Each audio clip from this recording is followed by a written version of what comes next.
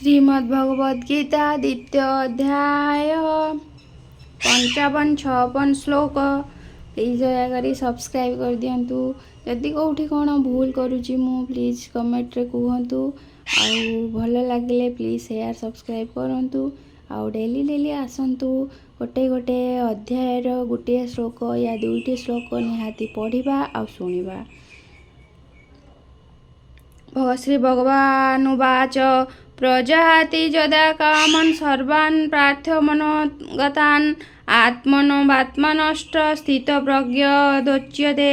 जेतेबेले जे लोक विषय प्रभुतिर मोह ओ कामना छाड़ी देई न मन नित्य स्थायी शाश्वत निर्मल आत्मारे परितोष लाभ करे सेतेबेले से लोक परमानंद सुख को पाए। सेही परिले लोक मानकु स्थित प्रज्ञ कहती। श्री भगवान वाच जे काले प्राणीकर मन मोह कामना वर्जित कामना पथु दूरे रहे दूरे न पड़े विषय धंदारे से काले नित्य आत्मा ध्यान करई निष्काम भावेन नित्य आत्मारे तोष हुई परमानंद सुख पाई से प्राणी स्थित प्रज्ञ जान।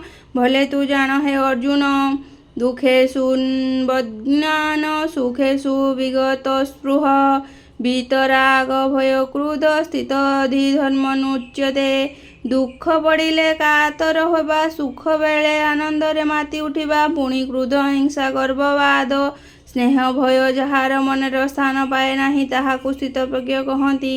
दुखरे कातर न होई सुखरे भोल से न होई राग क्रोध गर्वादिमान लोभ मोह भय जे पुण नाश हुईन अछि जार स्थित प्रज्ञ जे से हीनर एकथा ज्ञान न जाणई कर्तव्य पालन पाई जहार हृद भयहीन देखिले आततीय जन मनरे क्रोधा उदे नहि वृद्धि ताहार स्थित होई अटे स्थित प्रज्ञ नर अर्जुन ह्या मने धर।